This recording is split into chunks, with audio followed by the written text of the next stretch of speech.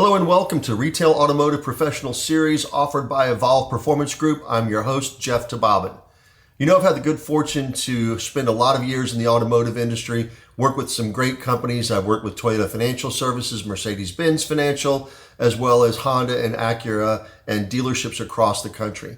My goal here is to bring you some of the learnings I've had in my career so that it helps advance your career and possibly build a better relationship with your clients. In this installment, we're going to talk about how you calculate a lease payment. We're going to start off with a little bit of terminology just so the terms make sense as we walk through the calculation. First, we're talking about lessees. Those are so simple. Those are your clients that are leasing the new vehicle. The lessor is the financial services company that's holding the lease contract. Capitalized cost is your out-the-door price of the vehicle, including taxes and fees that you may need to add in. Acquisition cost is a fee that's charged by the lessor to initiate the lease contract. It could start around $400 or $500 and might go up from there depending on the lessor. Capitalized cost reduction is any form of down payment, rebate, or trade equity that reduces the capitalized cost, which would result in an adjusted capitalized cost. Or if you want to think about this in a finance contract way, this is the amount to finance. Residual value, it's the value set by the lessor at the end of the lease. There's a lot of analysis that goes around this, and I can tell you that for my years in the business, residual values have gotten less aggressive as time has gone on, which means that the payment increases, but I would say they're much more realistic today than they ever have been. Another thing you need to know is that the lessors and the manufacturers really put themselves out there on residual values the best they can so that they can keep the payments low. I have one client that lost almost $1 billion a couple of years ago in lease returns. Another client was averaging a loss of $5,500 per vehicle. So whenever you're thinking that the residual values are too low, I'm telling you they're probably right on the money today as best they can be. The next thing is money factor. This is the factor that's used to calculate the monthly rent charge or the cost of credit during the time of the lease. Disposition fee is a fee that lessors charge at the end of the lease so that when that vehicle is disposed of or the client brings it in, they charge this fee to help offset some of the losses. Let's talk about money factor. I think this is something that a lot of sales managers, even finance managers, aren't aware of how this is calculated or where it comes from. There's a formula, and that formula is money factor is equal to 1/2 times I, which stands for interest over 12. So let's break this down and see how this works. So let's assume that a financial services company wants to use a rate of 4.2%. Maybe that's for their level 1 customer as an example. And we're going to plug this into the calculation and see how this works out.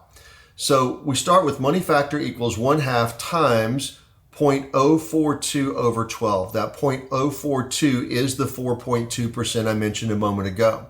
So we do some math, go back to our high school algebra class. Now we're down to money factor equals 0.042 over 24. So you take 0.042, divide it by 24 into that, and you come up with the money factor of 0.00175. Now most of us know that you could take that 0.00175, multiply it times 2400, and get an approximate interest rate. Just be aware that the federal law, Regulation M, provides that you can't quote an interest rate on a lease because it's not an exact calculation going back the other way. So just know that money factor is the way that it has to be expressed. Now let's look at the calculations. We're going to assume for a moment in our example that we have a vehicle with the MSRP of $36,675. The money factor is 0.00175, and we're going to have a term of 36 months. The lessor has set up a residual of 52%. We take that 52%, multiply it by the MSRP, and we come up with $19,071 at the end of 36 months. So let's take a look at the calculation. So let's assume for a moment we've negotiated with our client. We've arrived at a capitalized cost of $36,675. That includes all the dealer doc fees and anything else that you may need to bake in there. And then they've decided they're going to give us a down payment check or a cap cost reduction of $3,675. This makes our adjusted cap cost $33,000. So from here, that $33,000 is important because it's the place we start the lease. So we put adjusted capitalized cost in here, and then we take residual and subtract it. Then we end up with the depreciable portion of the payment. That depreciation of $13,929 is what our client's going to pay on for the next 3 years. That's how much they're going to reduce the principal of the vehicle. Then we've got 36 months is our lease term. We divide $13,929 by 36. We get $386.92. This is the depreciable portion of the payment, or the base payment on the lease. Next thing we're going to do is calculate our monthly rent charge. This is kind of a strange calculation, so I'll walk you through it. We take the adjusted cap cost, the place we start the lease, the residual value, the place the lease ends, and we add those together, and we get a number of $52,071. Then we multiply that number by the money factor, 0.00175, and we get a monthly rent charge of $91.12.